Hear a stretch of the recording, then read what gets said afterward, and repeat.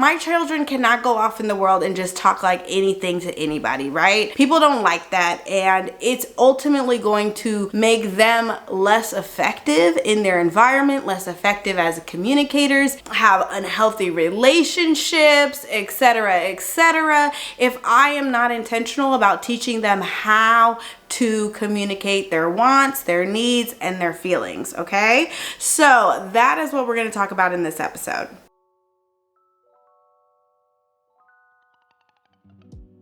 Now, I understand rude is a subjective term, meaning we all have different understandings of what would constitute a child language to be unkind, unfriendly, or disrespectful. But you know those moments where your child is like, ugh, or I don't like you, or leave me alone, stop that. And you're like, okay, I can understand where you're coming from, but let's not talk to each other like that. That's what this episode is going to talk about, okay? That's what we're going to be addressing, because I don't know about you, but I'm a positive parent who likes to not only meet my child where they're at and be loving and kind and respectful and focus on our relationship and connection, and I am also dedicated towards raising kind humans who understand how to deliver their message in a way that people are going to be receptive to, right? I understand that my children cannot go off in the world and just talk like anything to anybody, right? People don't like that, and it's ultimately going to make them less effective in their environment, less effective as a communicator, have unhealthy relationships, etc., etc. if I am not intentional about teaching them how to communicate their wants, their needs, and their feelings, okay? So that is what we're going to talk about in this episode. Okay, so the first step is always to try to understand what they are trying to communicate under their disrespectful tone, right? Like, what do they really need in the moment? Do they need more connection? Do they need physical space? Do they need something back? What exactly are they trying to communicate? This is really, really important, because oftentimes what happens is we interpret our child as being disrespectful, and our gut reaction is just to shut them down. Stop that! Don't talk to me like that! Knock it off! But then we never go a step further and actually help them learn how to communicate, okay? So to teach our child how to be respectful, we have to understand what is underneath their tone. What do they need? What do they want? How are they feeling? We have to identify that for them. Now, if we don't know, then we have to get curious with them. I wonder, what do you need right now? And I'm often asking my children that very explicit question. What do you need right now? They don't always know the answer, but that is the jerk reaction, the automatic question I want them to ask themselves. What do I need? Because until I can clearly identify what I need in this moment or how I'm feeling, I cannot be effective at communicating. So if I don't know, then I will guess out loud. Do you need this? Do you need that? Do you need her to give you the toy back? Do you need a snack right now? Are you feeling frustrated because of XYZ? I'll just start to get curious, and we'll just start to go down the list. What is it? Is it this? Is it that? Is it this? Is it that? Now, if they are so dysregulated and you start to question them and they just start screaming even more, then that's your sign, fall back, okay? Now is not a time for problem solving, because essentially what you are eliciting them to do is problem solve. And if your child is in a state of emotional dysregulation where they're literally offline, right? They're so dysregulated right now that all they need our help with is just coming back down to baseline. Now, definitely check out my other video on how to de-escalate an angry child, because that will cover how to kind of bring them back down to baseline. Also, shameless plug,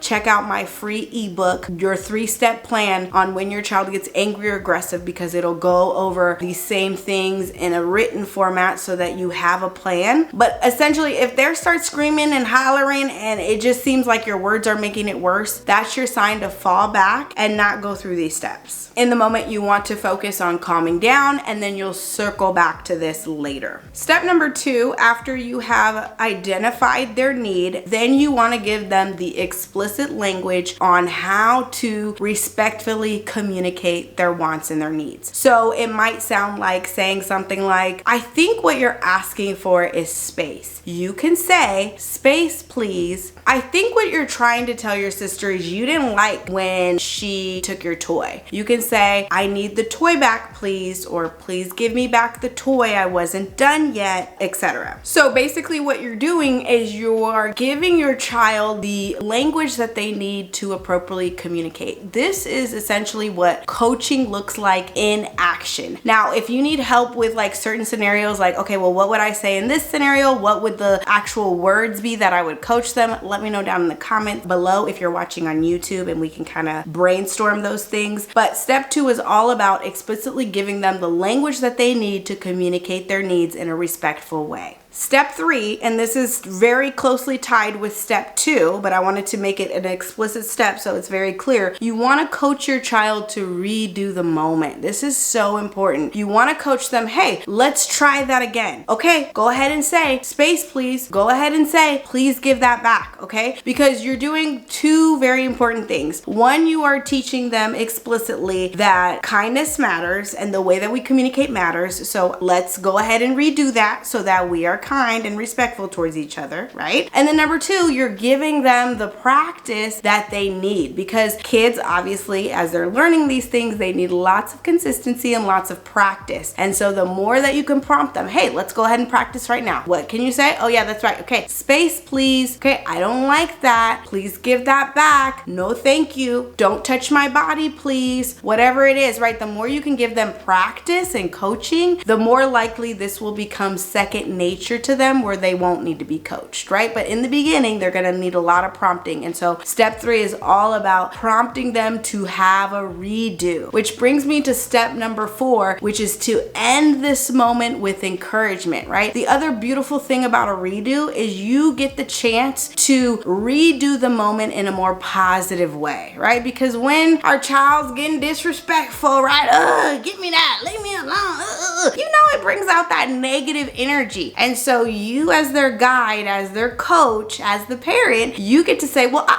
here's how this is gonna go. Let's redo that. Thank you so much for using your kind words. Thank you so much for speaking so respectfully towards your sister. I really like how you said that. Thank you. Now I can hear you so much better. Thank you for telling me exactly what you need. Teaching them that there is actually a relational payoff. There's actually a concrete benefit. There's a quote unquote reward when we are kind and respectful towards each other as a family, right? And that I'm gonna meet you also with kindness. Now we're turning the family culture around. Bonus points whenever you can notice that your child is already being kind and respectful and using their words, quote unquote, point those moments out. Draw their attention. Let them know you're paying attention to that. You notice that. You appreciate that. Thank you so much for treating her with kindness, or whatever it is, right? You want to get active about noticing those things, because the more that you notice that, the more they're going to do it. And step number 5 is to, on the back end, continuously and consistently, and through the type of person that we embody as a parent, teach them that words are powerful, right? Teach them that our words matter. People don't forget what we say. It is always okay to feel whatever it is that we feel, whether that's frustrated, upset, angry, scared, whatever it is that we feel. It's always okay to feel that, but it's not okay to lash out with our bodies or our words. Our words are powerful. And this is a larger lesson that is also embodied by the type of person we are. How do we as the parent handle our frustration? How do we handle feeling triggered by our child or our partner or other people in our life? Like, what are we really modeling for them? Because kids are not really listening to what we say. They're listening more closely to who we are. And so the best way that we can teach this lesson is just being mindful, being aware. Well, of course, we're never perfect, but being more conscious and aware of the types of messages that we send by how we speak to not only our children, but to the other people in our life, especially when our children are around. Because like it or not, our children are always listening. texting? How do we talk on the phone? Because they're listening. How do we talk to our partner when our child is just in the other room? What are the things that they're hearing and exposed to? Because that's what they're paying attention to. So if we notice our child's getting a little rude, they get a little testy, they get a little disrespectful, we gotta kind of also do inventory. Well, how am I showing up? Am I being respectful, kind? You know what I mean? Again, our words are powerful, their words are powerful, words are powerful. Our kids don't forget what we say, and we don't forget what our kids say. These are the conversations you can have outside of the moment with them. Hey, we had a hard time earlier. I know you got really frustrated and you said these things. I am so happy you came to me and expressed how you feel, and I want you to know words are powerful, right? People don't forget what you say. So let's be mindful of the words that we use, especially when we have a really big feeling. And let's think back on that hard moment. What did you really want to say? What were you really trying to get at? This is the key to effective and healthy communication, is being able to be aware, self-aware enough to know, what do I really need? How am I really feeling? So that I can communicate that to others so that they can understand me better. All right, I hope that this episode was helpful.